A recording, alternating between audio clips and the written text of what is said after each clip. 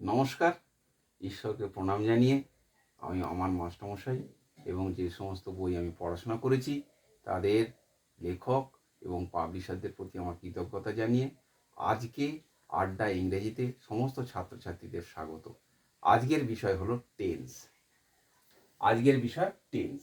Tense হচ্ছে ক্রিয়া ঘটিবার সময়কে টেন্স বা ক্রিয়ার কাল বলে। অর্থাৎ ক্রিয়া যে সময় ঘটে সেই সময়টাকেই ক্রিয়ার কাল বা টেন্স বলে।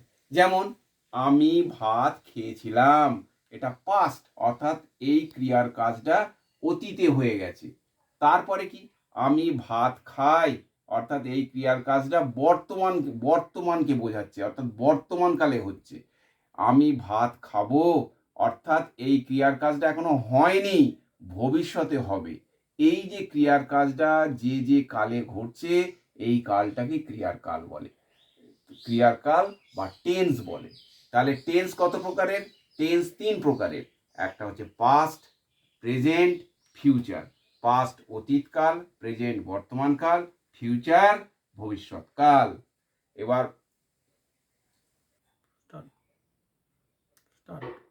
টেন্সের প্রত্যেকটা টেন্সের চারটে করে ভাগ আছে।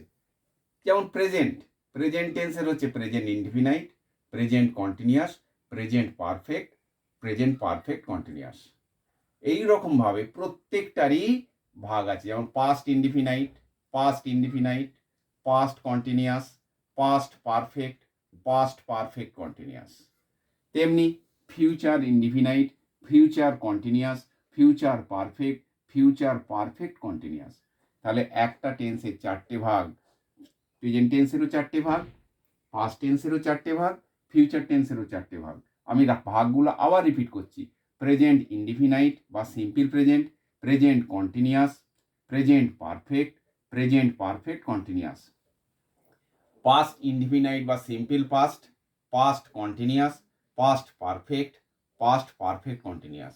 তেমনিভাবে সিম্পল ফিউচার বা future indefinite, future continuous, future perfect, future perfect continuous.